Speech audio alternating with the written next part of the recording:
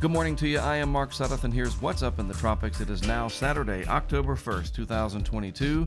As we resume these updates here, let's take a look at what's going on out there this weekend.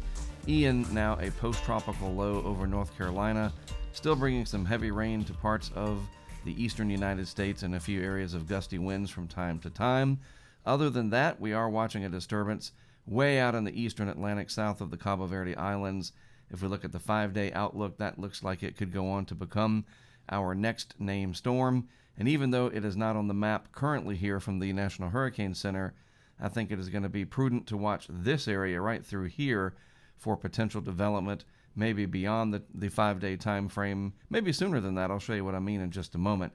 In the eastern Pacific, where things really started in July and never really let up, we are now up to the O storm. This is Orlean. It is forecast to become a hurricane.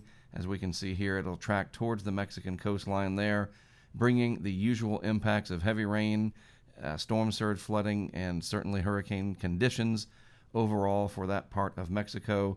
Luckily, not a particularly severe event, but certainly that heavy rainfall, especially in the higher elevations, could cause some mudslides and flash flooding, as is usually the case with any tropical cyclone, no matter what the intensity.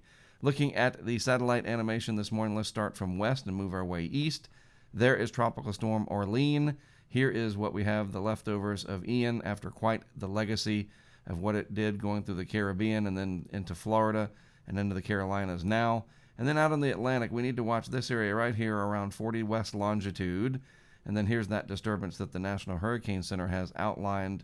If it develops, it should turn out into the open Atlantic and be far away from any land areas. And if we look at the 6Z GFS, we can see our systems out here in the Atlantic. There's the first one that the National Hurricane Center has outlooked. That should stay out over the open eastern Atlantic. But then we do need to watch this feature here. Some model support for it overall. Not real strong, but it is certainly there. But if we look at the ensembles, this is the GEFS, and that's the ensemble forecast system. Quite a clustering here in the western and northwestern Caribbean as we get out into time around the 8th, 9th, and 10th in that time frame of October. Typically, the secondary peak of the hurricane season falls around that time frame. So we're going to need to watch this part of the Caribbean very closely.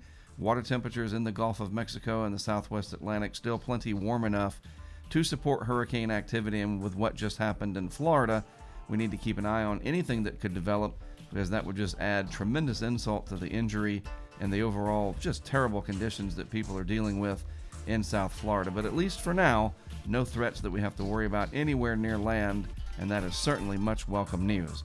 All right, that is it for me for now. I will have a full hurricane outlook and discussion video posted later this afternoon. As always, thanks for tuning in to What's Up in the Tropics. I am Mark Sudduth. I'll be back with you later today.